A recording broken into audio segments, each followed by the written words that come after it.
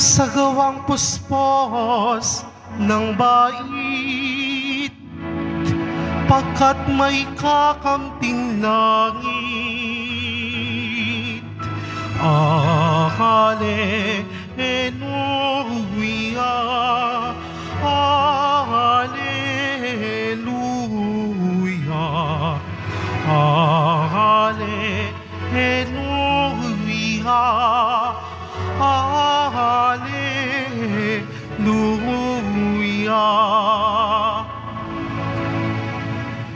Sumainyo ang Panginoon At sumayo rin. ang mabuting balita ng Panginoon ayon kay San Marcos. Papuri sa iyo, Panginoon.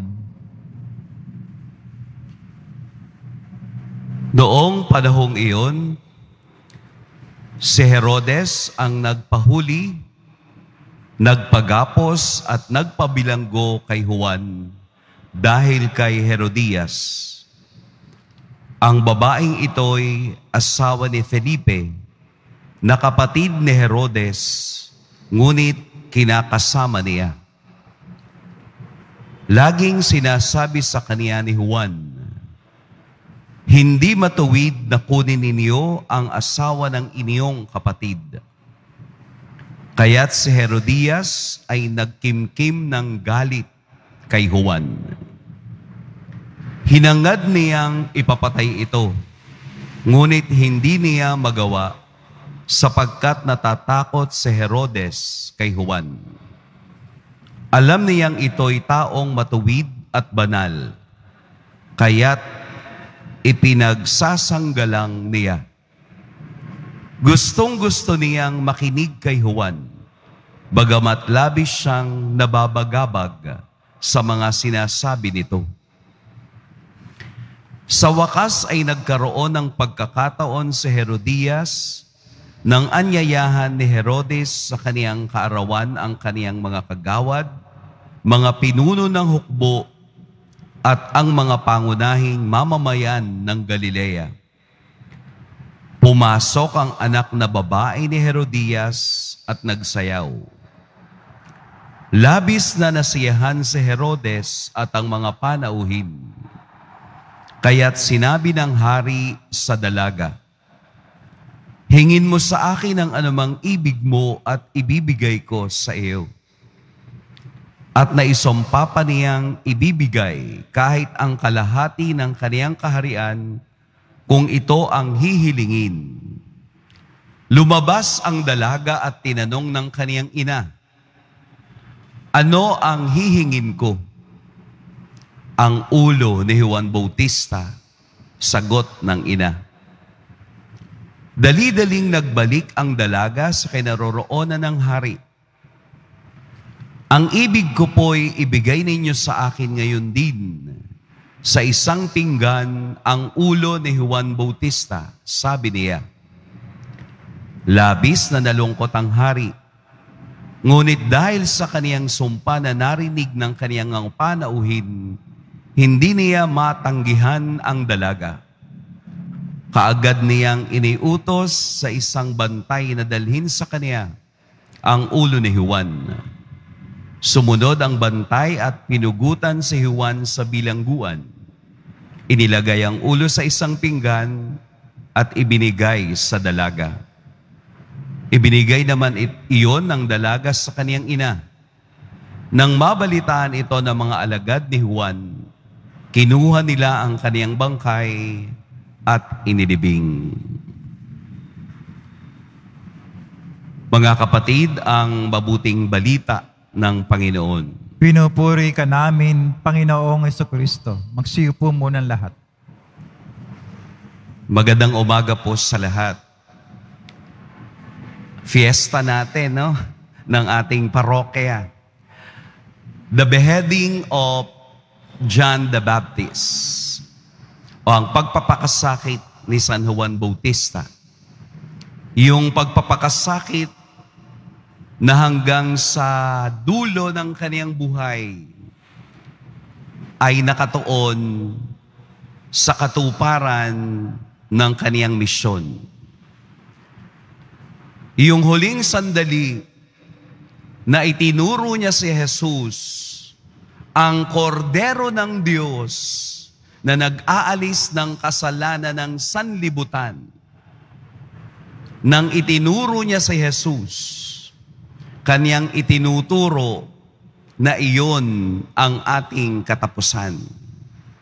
Ang ating misyon ay ang makapasok sa kaharian ng Diyos sa pamamagitan ng taong ito, si Jesus Nazareno. Kaya ang nasa likod ng katotohanan ng pagbasa ngayon ay katotohanan ng pagtindig sa isang misyong hindi mababago ng galit. Isang misyong hindi mababago ng kamatayan. Isang misyong hindi mababago ng awa at pag-ibig ng Diyos. Ang buhay ni San Juan Bautista ay buhay ng pagpaparaya, buhay ng paglilingkod, yung buhay na pwede mong tapakan upang ikaw ay makatawid. Isang buhay ng pagbibigay ng katiyakan upang tayo ay makaraos sa buhay. Siya yung parang tulay na nagsilbing daan natin upang makilala ang kordero ng Diyos. Sa atin pong ebanghelyong narinig, nakatatakot tingnan, para bang nakapangingilabot na kung ikaw ay nandoon sa kasiyahang iyon, na ang kaniyang ulo ay nasa isang pinggan at pinagpiestahan ng mga taong immoral, ng mga taong bulag sa katotohanan, ng mga taong makasalanan. Nagbubuni sila sa kanilang tagumpay. Nagtagumpay si Herodias. Nagtagumpay ang kaniyang anak na si Salome. Nagtagumpay si Philip. Nagtagumpay si Herod. Dahil nagtagumpay ang kanilang plano na mapatay ang boses sa ilang. Ang mapatay ang boses ng katotohanan. Tuwang-tuwa sila. Nagbubuni sila. Dahil sila ay nagtagumpay. Nagtagumpay sa gitna ng takot at kasinungalingan. Siguro kung tayo si Herodes, no? Sa gitna ng bulwagan, nakangiti ka dahil sa kapangyarihan. Sa gitna ng kasiyahan, nagyayabang ka dahil sa authority na meron ka. Sige lang, hingin mo yung gusto mo. Gusto mo kalahati ng aking kaharian, ibibigay ko. Siguro sa harapan ng maraming tao, siya ay nagbubunyi. Siguro kung siya ay mag-isa na, doon niya nararamdaman kung ano ang kaniyang kasalanan. Ano po ang ating ugnayan sa ebanghelyong narinig ngayon? Napakaganda, napakarami. Pipili lang tayo ng isa. Ano yun? Maging matatag sa katotohanan kahit na hanggang kamatayan. Yung anumang mangyari sa aking buhay, hindi ko itatakwil ang Diyos, ang kordero ng Diyos, na siyang dahilan kung bakit ako ay naniniwala sa Kanya.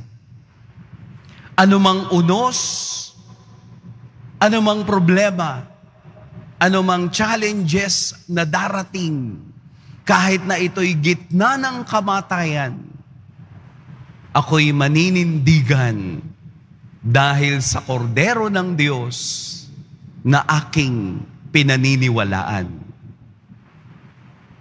Ang pananampalataya na itinuro ni Juan Bautista ay hindi pananampalatayang nakaugat lamang sa emosyon o pakiramdam, kung hindi ito ay nakaugat sa moral na dapat isinasabuhay.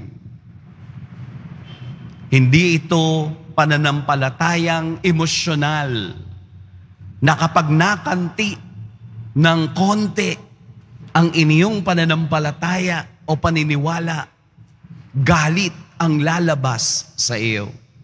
Hindi ba't ang lahat ay nag-ugat sa galit? Dahil sa galit na yan, isang buhay ang kailangang magsakripisyo. Dahil sa galit na yan, napalitan ang liwanag ng dilim dahil sa kagustuhang makaganti sa taong nagagalit ka. At kapag iyon palagi ang namumutawi sa ating puso, nagalit, wala tayong makikitang mabuti kung hindi ang paghihiganti. Walang saysay, walang merito, walang kahulugan ang pagsisimba at ang ating pagdidibosyon kung hanggang ngayon you are driven by anger. Kung hanggang ngayon ang pinagdarasal mo ay ang galit sa iba, kesa yung mapatawad mo sa puso mo at maalis ang galit na yan. Mas magiging magaang lumabas sa anumang simbahang pupuntahan mo kung palaging ang panalangin mo ay ang pagpapatawad at awa ng Diyos sa kabila ng galit ng iba sa iyo at galit mo naman sa iba. Palagi nating titingnan,